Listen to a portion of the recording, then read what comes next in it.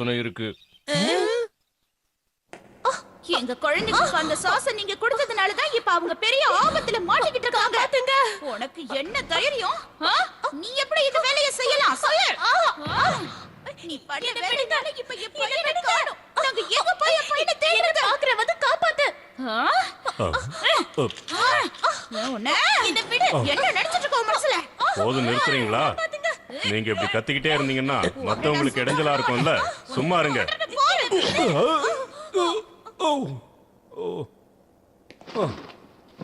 என் சாக்ஸோட சக்தி இப்பதான் எனக்கே புரியுது. இவன் எந்திரிக்கிறதுக்கு 1 வருஷம் ஆகும். உனக்கு ஒண்ணும் இல்லல்ல? இல்ல. ஆனா ஒரு விஷயத்துல மட்டும் எங்களால உன்னை மன்னிக்கவே முடியாது. நீ தானே அந்த சாஸ கொடுத்த. அது ஏன் தப்புதான்.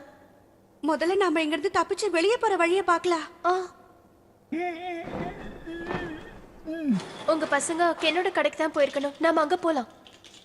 தயவு செஞ்சு எங்களையும் இங்க இருந்து காப்பாத்துங்க. மிச்சி யோசின்னு வேற இருக்காங்க. தயவு செஞ்சு என்னையும் காப்பாத்துங்க. ப்ளீஸ் ஹெல்ப் பண்ணுங்க ப்ளீஸ்.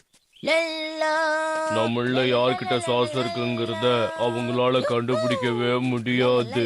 அவங்க கண்டுபிடிச்சாலும் பரவாயில்ல, நம்ம ஊருக்குள்ள போறோம், வயிறு நிறைய சாப்பிடுறோம். அவன் வந்துட்டான்.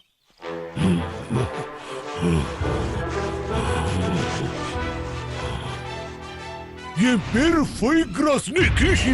மறந்துட்டீங்களா? அந்த சாஸை என்கிட்ட ஒப்படைச்சிருங்க. ஆனா சார், மிஸ்டர் கென்னுடைய சாஸ் இப்ப எங்க கிட்ட இல்லையே. நாங்க அதை காட்டிலேயே வச்சுட்டு வந்துட்டோம். என்ன? நாங்க ஒரு முக்கியமான வெளியே போறோம், அப்புறம் பேசலாம்.